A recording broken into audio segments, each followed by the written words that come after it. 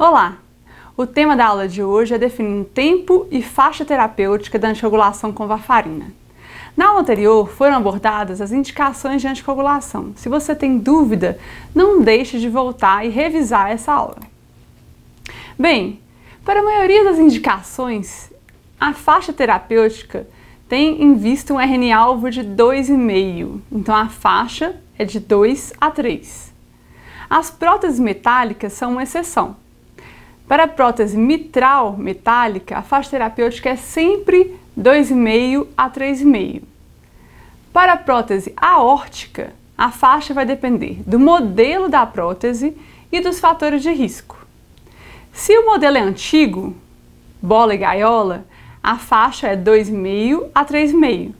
Para os modelos mais recentes, disco ou duplo folheto, se o paciente não tem fatores de risco, a faixa é 2 a 3. Se ele tem fatores de risco, 2,5 a 3,5. E quais seriam esses fatores de risco?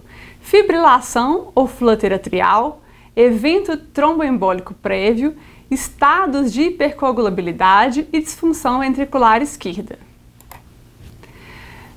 Agora é importante ressaltar que, independente da faixa terapêutica alvo recomendada, a efetividade e a segurança da anticoagulação oral dependem criticamente da permanência do RNI dentro dessa faixa.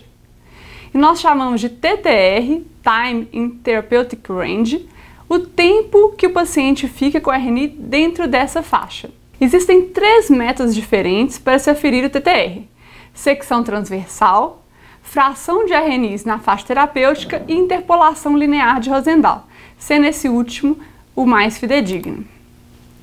O TTR se mostrou um bom preditor dos desfechos clínicos, hemorrágicos e tromboembólicos, superior à avaliação de RNIs esporádicos fora da faixa. Então foi demonstrado haver maior relação dos eventos hemorrágicos e tromboembólicos com o TTR. Dessa forma, ele é considerado a melhor medida de avaliação do controle da anticoagulação oral com a varfarina. E o tempo de anticoagulação?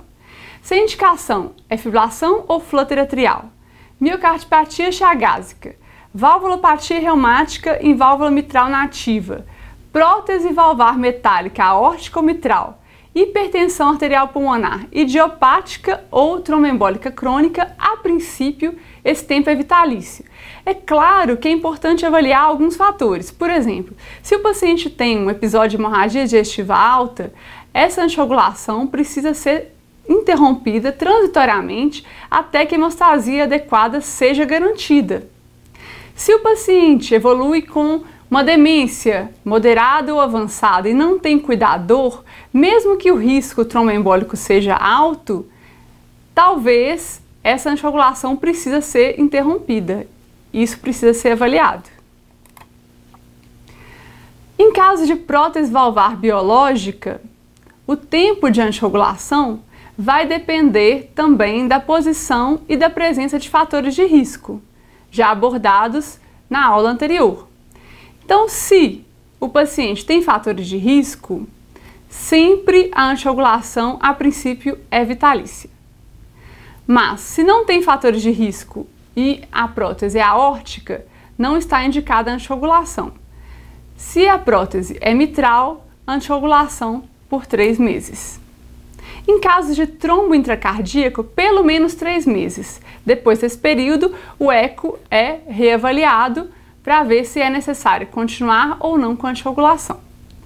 Em pacientes com infarto anterior, com acinesia ou discinesia apical, como foi abordado na aula anterior, nós vamos considerar a anticoagulação por 3 meses.